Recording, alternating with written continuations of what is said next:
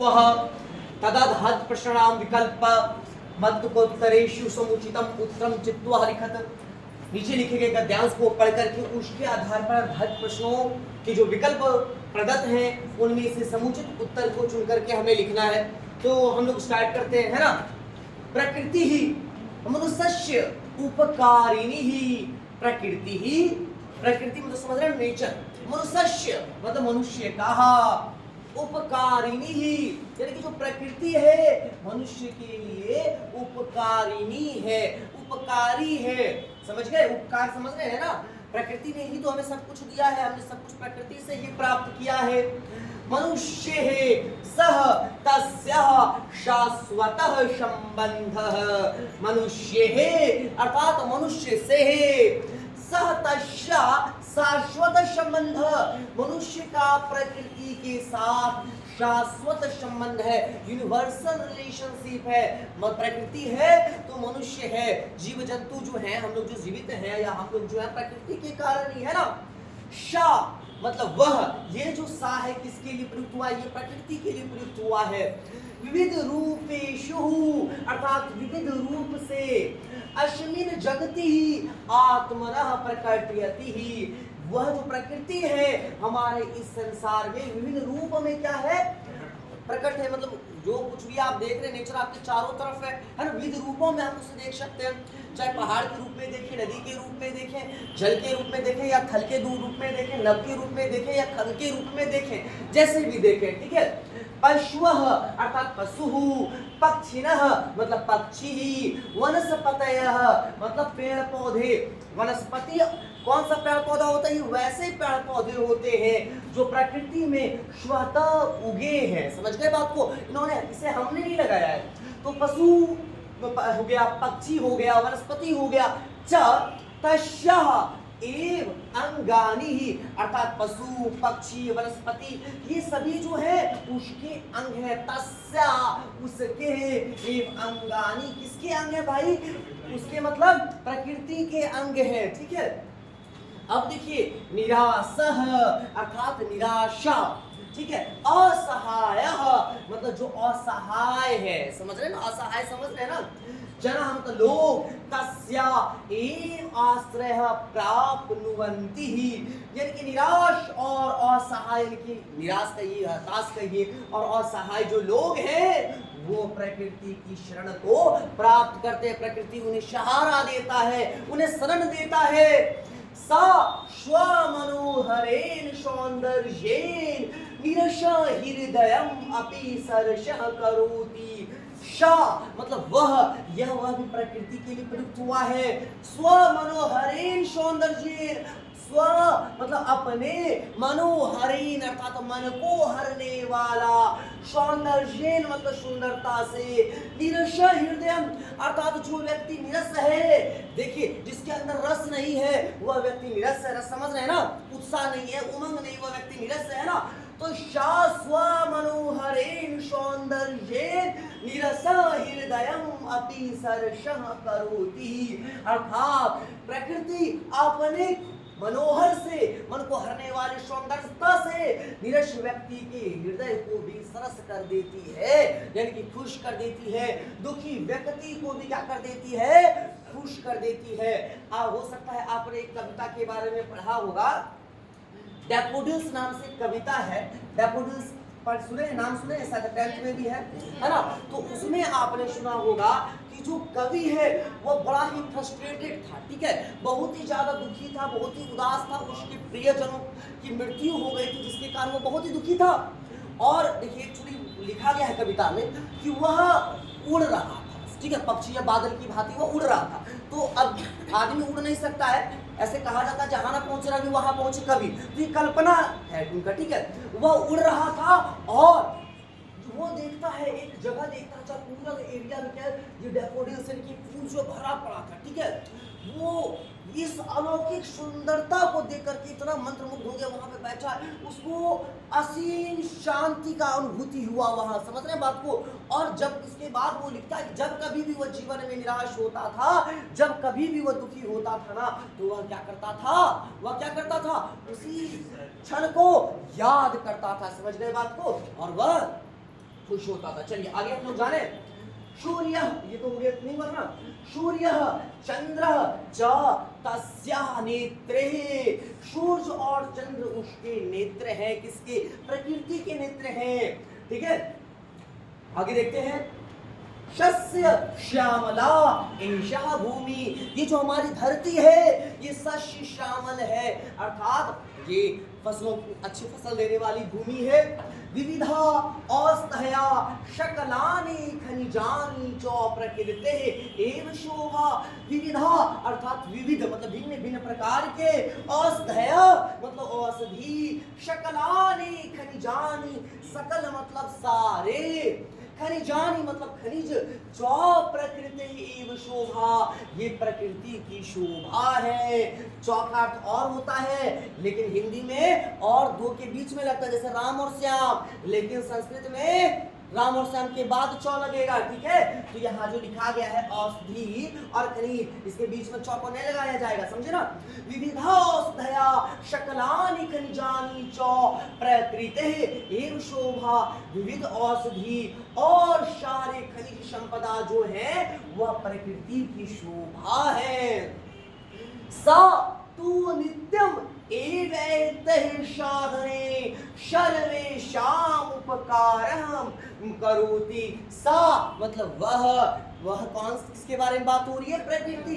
सा तो नित्यम, नित्यम मतलब डेली, प्रतिदिन। ठीक है, एक ऐसे साधने, वह अपने साधनों के माध्यम से, सर्वेषां मतलब सभी का, ठीक है, सब उपकार करते हैं, सभी का उपकार करती है प्रकृति जो है, हर दिन अपने साधनों के माध्यम से सभी जनों का क्या करती है? उपकार या भला करती है ना। परम लेकिन अधन्य अयजनः कृतज्ञता विहाय असाधु सेवितं पंथां गच्छति।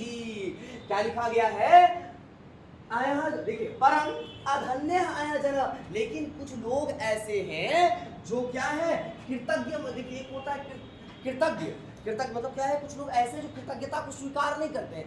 कृतज्ञ का जस्ट अपोजिट होता है कृतज्ञ होता है। ठीक है, उपकार को मानने वाला उसको कृतज्ञ कहेंगे और जो उपकार नहीं मानता उसको कृतज्ञ कहेंगे। ठीक है, लेकिन कुछ लोग ऐसे हैं जो उसकी कृतज्ञता को नहीं मानते, प्रकृति की कृतज्ञता को नहीं मानते हैं, और असाधु सेवितं पंथां गच्छति, यानी कि असाधु, साधु का समझते हैं, साधु मतलब साधु वाला मार्ग मतलब अच्छा मार्ग, और असाधु सेवितं मतलब बुरे मार्ग पर चलते हैं। ठीक है, विविधानि च कष्टानि च अनुभवति, जिसके कारण वे विविध कष्ट की अनुभूति करते हैं। जो लोग बुरे मार्ग पर जाएंगे तो वो क्या अनुभव करेंगे? कष्ट की ही अनुभूति करेंगे, है ना। नरः मतलब लोगों का, शाश्वतः सुखम वांछति चेत तर्हि प्रकृतिः प्रतिमूलम कदापि न आचरेत इति। क्या लिखा गया है? नरः शाश्वतम सुखम वांछति, वांछित मतलब क्या होता है? जो आप इच्छित चीज होता है, जैसे बोलते हैं वांछित फल की मुझे प्राप्ति हुई, मतलब जो चीज की हम इच्छा कर रहे थे उसकी प्राप्ति। ठीक है, तो वांछित मतलब जो चीज आप चाहते हैं, तो हर व्यक्ति क्या चाहता है? भैया सुख चाहता है ना। तो नरः शाश्वत सुखम वांछित, अगर व्यक्ति शाश्वत, अगर सच में शाश्वत सुख को आप चाहते हैं, तर्हि प्रकृति प्रतिमूलम, प्रतिमूल शब्द लिखिए, वो हिंदी में वर्ड होता है प्रतिकूल होता है।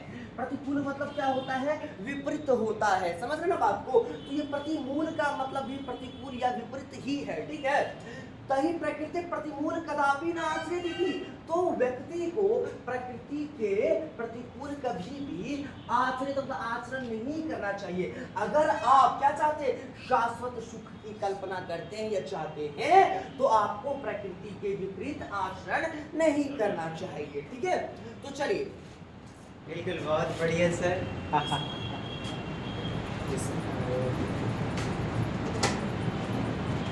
समझ ही चुके होंगे आप लोग। मैं भी सर से जो है ना बहुत कुछ सीखता हूँ। जैसे आपने देखा प्रकृति, क्या प्रकृति मनुष्य से उपकारिणी, प्रकृति जो है ना मनुष्य पर क्या करती है? उपकार करती है। नहीं, अर्थ निकल जाएगा, प्रकृति मनुष्य से उपकारिणी। और फिर उसके बाद मनुष्य सह, सह माने साथ में, उसके साथ, तस्य शाश्वत संबंध, यानी कि आपस में घनिष्ठ संबंध है। नहीं, सा आप जानते हैं सहतौते, सहतौते, तुम युवाम, युवाम, अच्छा युवाम ऐसे अनुस्वार दे दे या मोह हलंत दे दे, एक ही बात है। युवाम, यूयम, अहम, अहम, आवाम, वयम। तो सह मीन्स वह और वे दोनों तौ, ते मीन्स वे लोग। देखिएगा सहतौते, अरे नौकरी न लगतो तोरा ला सहतौ के काय में, अरे बड़ पूजा में हो मारा।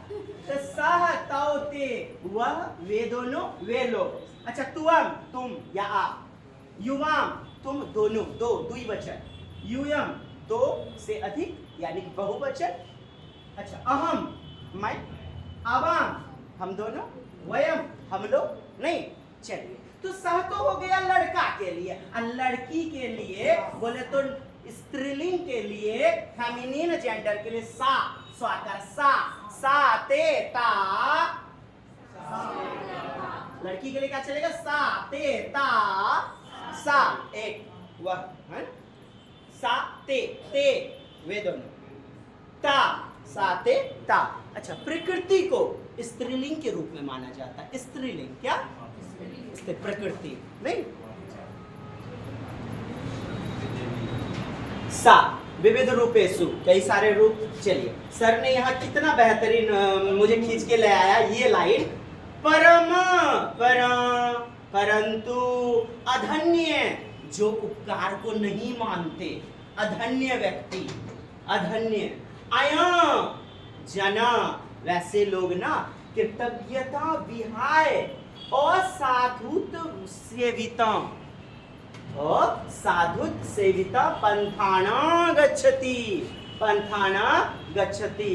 सर क्या असाधुत सेविता मतलब साधुओं के साधु के बताए गए जाते हैं और साधु वाले मार्ग पर, हाँ कुमार्ग पर चले जाते हैं। साधु लोग अच्छे मार्ग पे जाएंगे, तो यहाँ कहता है ओ साधु, ओ लग गया मतलब गलत मार्ग पर गच्छति, चले जाएंगे। ठीक है। अच्छा पंथाना विविधानी, बहुत बहुत प्रकार के, विविधेषु विविधानी। च मतलब और होता है, कष्टानी च अनुभवती। तो जो गलत मार्ग पे जाएंगे, कितना बेहतरीन सर ने बताया, गलत मार्ग पे जाएंगे तो क्या होगा ना, विविधानी विविध प्रकार के, विविधानी च कष्टानी च अनुभवती, विविध विविध प्रकार के कष्ट का अनुभव करेंगे। नरः शाश्वत सुख वांछति चेत तर्हि प्रकृतेः प्रतिमूल कदापि न आचरेति। तो नरः शाश्वत सुख वंचित, वैसे मनुष्य जो सुख से ना वंचित हो जाएंगे। चेत तर्हि प्रकृते, जो प्रकृति के विपरीत जाएंगे, प्रकृति का दोहन करेंगे, प्रकृति का नेचर का शोषण करेंगे, तो वो वंचित रहेंगे ना किससे? सुख से। कैसा सुख? वास्तविक सुख से, शाश्वत सुख से ना।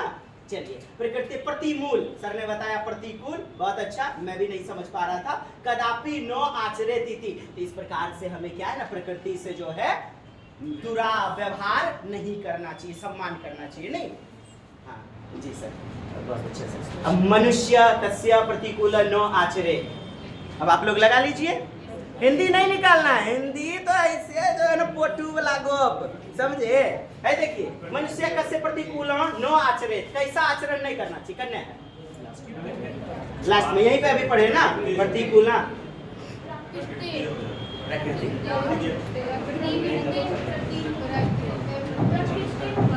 कस्या, किस कस्या क्या सर हिंदी होगा? किससे? मनुष्य कस्यः प्रतिकूलम न आचरेत, मनुष्य को किसके प्रतिकूल आचरण नहीं करना चाहिए? किसके प्रति?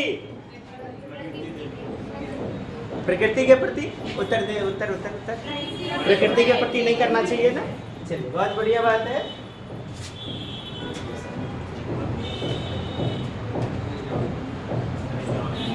ये चीज हमने कहाँ से देखा ना, 24/7 अड्डा सूजन, उस कोचिंग से हमने सीखा, बहुत अच्छा। एक जय सर है, एक वीरू सर है, तो हम कहे जय सर आप लंबे हैं, हम तनिता एना है, तो हम चलिए ठीक है हम वीरू है। हाँ आप जय सर नहीं सर, जय सर अंत में जा करके क्या हो गया था सर? नहीं ऐसी कोई बात नहीं, कितना बेहतरीन सर जो है आपकी कृपा से जो है हो पा रहा है। जी सर चलिए आगे की ओर हम लोग रुक करते हैं। खनिजानी इति पदस्य अत्र विशेषण पदम किम। खनिजानी शब्द का जो है यहाँ पे विशेषण पद, विशेषण शब्द कौन सा? तो देखिए खनिज क्या है? संज्ञा है ना। किसी भी चीज का जो नाम होता है वह संज्ञा है, तो खनिज हमारा क्या है? नाउन है। और जो नाउन का विशेषता बताएगा वो विशेषण होगा। तो इस खनिज का विशेषता क्या है हमको देखना है, यानी कि विशेषता देखना है। तात्पर्य से हमारा हमें विशेषण को ढूंढना है, लिखा है ना। तो देखिए मैंने आपको बोला था विशेषण अगर ढूंढना हो तो बहुत ही आसान सा उपाय क्या है, जैसे राम एक अच्छा लड़का है ना। या तो क्या होगा, नाउन के पहले होगा, या तो कुछ केस में नाउन के बाद होता है। जैसे यह सेब खराब है, ठीक है। तो यहां हमारा सेब क्या है? नाउन है। नाउन के बाद हमारा शब्द खराब लगा, विशेषण लगा है ना। तो या तो पहले होगा या तो बाद होगा। तो बस हमको देखना है यहाँ जो खनिजानी शब्द एक बार हम यहाँ पे ढूंढेंगे। खनिजानी तो इसके बाद तो चौ लगा है, और तो बिल्कुल वो तो हमारा होगा ही नहीं, और तो हमारा जोड़ने का काम करता है, वो तो कंजक्शन हो गया। तो भाई हमारा पहले इसके पहले मिल गया सकलानी, मतलब शकल, संपूर्ण। तो ये हमारा क्या हो गया? विशेषण हो गया। क्लियर है? ये सकलानी मतलब सर संपूर्ण हो गया ना जी। अच्छा, सकलानी खनिजानी यानी कि संपूर्ण खनिज और प्रकृति, प्रकृति और प्रकृति वगैरह ये सब मिलके ना शोभा बढ़ाते हैं प्रकृति के। बहुत अच्छा। विविध प्रकार के औषधि सकलानी खनिजानी। खनिजानी की विशेषता कौन बता रहा है? तो सकलानी जी। समझ चुके होंगे आप लोग भी? हाँ, मैं भी समझ गया। चलिए, अत्र विधि लंग लकारस्य उदाहरणम अति अस्ति। वाह, विधि लिंग दे दिया। 5 प्रकार के लिंग बताया गया था आपको, और अंत में कौन सा सबसे अंत चाहिए वाला लिंग? चाहिए वाला बताइए। एत एताम एयु एह एतम एत एयम एव एम, ठीक है। एत एताम एयु एह एतम एत एह एतम एत एयम एव एम। अब देखिए अंत में किसके क्या लगा हुआ है वो चीज पकड़ लेंगे हम लोग। एत एताम एयु एह एतम, बोलिए ना, एह एताम एयु एह एतम एत एयम एव एम। जैसे नहीं लट लकार में तीतः अंति, और न पढ़ भी तो मार दो तो खंती। तीतः अंति सीथा थो आमी आवह आमा। तो जैसा कि देखना है हमें, अत्र विधि लिंग कारस्य उदाहरणम अस्ति। यहाँ विधि लिंग का उदाहरण कौन सा है? तो ये पहचानने के लिए हमें सबसे पहले विधि लिंग का पहचान होना चाहिए। तो जैसे आप जानते हैं संस्कृत में हमारा 3 वचन होता है, एक वचन, द्विवचन, बहुवचन, है ना। और ये क्या हो गया? पर्सन हो गया, first person, second person, third person. तो लास्ट में हमको देखना या तो ए, पहला प्रथम पुरुष में क्या होगा? एक वचन एत, द्विवचन एताम एयुहु, मध्यम पुरुष एह एताम एह, उत्तम पुरुष में एयम एत एम। तो लास्ट में अगर आपको मिल जाए एत एताम एयुहु एह एताम एत एयम एम, कुछ भी अगर आपको ऐसा मिल जाए तो आप क्या कर लेंगे? पहचान जाएंगे। तो यहाँ कोई वर्ड है ऐसा, कृतज्ञताम, कृतज्ञताम, कृतज्ञताम ताम, वांछित आचरे, एक्स्ट्रा माइलेज लगा आचरे, आचरे, आचरे, है ना। आचरेत, आचरेताम, आचरेयु, आचरेह, आचरेताम, आचरेत, आचरेयम, आचरेत, आचरेम। इस प्रकार से आप विधि लिंग का पहचान को अगर आप याद कर लेंगे तो आपको ये पहचानना थोड़ा आसान हो जाएगा, ठीक है। तो आगे की ओर हम लोग बढ़ते हैं। पूछिए, आप लोग को डाउट हुआ? नहीं, पूछिए, डाउट हुआ होगा, पूछिए। हाँ, अच्छा, हलंत नहीं ना है उसमें? जो रूल और स्ट्रक्चर है उसमें हलंत लग गया है, और रूल में जो लिखाया गया था उसमें हलंत नहीं था। ताम, सर लास्ट जो में होता लिखते है हुए ए ताम होता है, एताम, सिर्फ एताम है, उसमें हलंत नहीं प्रयुक्त हुआ था, देखे थे ना। जी, जी। और यहाँ पे हमारा हलंत का प्रयोग हुआ है, तो इस कारण से कृत ज्ञाताम हमारा नहीं होगा, ठीक है। हाँ, बहुत अच्छा, बहुत अच्छा। यहाँ ग्यो के ऊपर माथा पे से टोपी नहीं है, ज्ञाताम, ए वाला। हाँ। ए का मतलब एगो टोपी, बिल्कुल। और आय मतलब दूगो टोपी है। और यहाँ सर ने जो बताया एत, पहला क्या लिए थे आप? एत, एत एताम, यहाँ मिला एगो है एत, मिला। एताम आप यदि कह रहे हैं तो दोस्त यहाँ एकार कहाँ है? यहाँ कृतज्ञा ताम है, कृतज्ञा ताम नहीं। दोनों चीज से, दोनों हिसाब से आप देख सकते हैं। तो आगे क्यों रुक करें?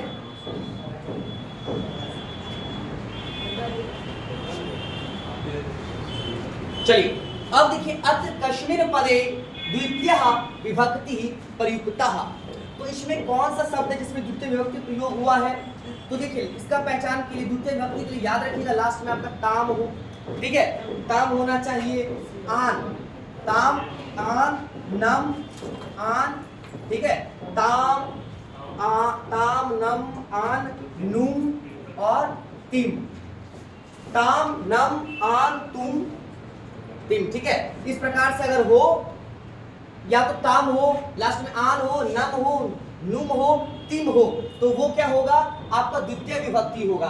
तो हमको देखना है इसमें से कुछ भी अगर हमारा मिल रहा है तो हमारा आंसर हो जाएगा। तो देखते हैं, परम में तो कुछ ऐसा नहीं आया, न नम भी नहीं आ रहा है, नित्यम इसमें भी हमारा कुछ नहीं आया, कृतज्ञताम, ताम, तो कृतज्ञताम, तो इसमें लास्ट हमारा ताम आ रहा है, इसलिए हमारा आंसर हो जाएगा कृतज्ञताम हो जाएगा, ठीक है। इसके विषय में हम लोग ट्रिक के रूप में बातचीत करेंगे। चलिए आगे बढ़ा जाए। का सर ने जो बताया बहुत बेहतरीन बताया, लेकिन लिखित रूप में आपको नोट दे दिया जाएगा। का आत्मानां विविध रूपेषु प्रकटयति ही, क्या चीज है जो हमारे समक्ष विविध रूप में प्रकट है? कौन सा ऐसा चीज है? तो आपने पढ़ा था प्रकृति हमारे समक्ष क्या है, यहाँ देखेंगे आपको लाइन मिल जाएगा, शा प्रकृति के लिए प्रयुक्त हुआ है, प्रकृति को स्त्रीलिंग मानते हैं, जो हमारी धरती भी है इसे भी स्त्रीलिंग मानते हैं, देश को भी हम लोग स्त्रीलिंग मानते हैं ना। तो शा विविध रूपेषु अस्मिन् जगति आत्मानः प्रकटयति ही, मिला सेम लाइन, का आत्माना विविध रूपेषु प्रकटयति ही। तो हमने क्या देखा, सारू शब्द प्रयुक्त हुआ है, किसके लिए प्रयुक्त हुआ है? यह प्रकृति के लिए प्रयुक्त हुआ है। यहाँ पहला सेंटेंस में जो हम देख रहे हैं प्रकृति वर्ड यूज हुआ ही है, तो दोबारा तो सर्वनाम यूज होगा, यहाँ नाउन है तो वहाँ तो प्रोनाउन ही यूज होगा, बार बार रिपीटेशन नाउन का नहीं होता है। तो ये जो सा था किसके लिए? प्रकृति के लिए। तो सवाल है, का आत्माना विविध रूपेषु प्रकटयति, क्या आ चीजें जो विविध रूप में हमारे समक्ष प्रकट है? तो जवाब हो जाएगा प्रकृति ही। फिर नेक्स्ट जो हमारा सवाल है, कह असाधु सेवितम पंथानं गच्छति, कौन असाधु वाले मार्ग पर चल जाते हैं या गमन करते हैं? तो असाधु सेवितम पंथाना गच्छति, तो वहां देखिएगा लाइन देखिएगा, यहाँ जना लिखा है ना, अयं जनः, तो जन मतलब लोग, या जन का मतलब मनुष्य होता है, तो जन यहाँ नहीं लिखा है तो मनुष्य लिखा है, तो समानार्थी शब्द हुआ, तो इसलिए जन, वहां जन था लेकिन यहाँ जन नहीं है, मनुष्य दिया गया है, तो समझ ही रहे कि समानार्थी, तो आप मनुष्य कर देंगे।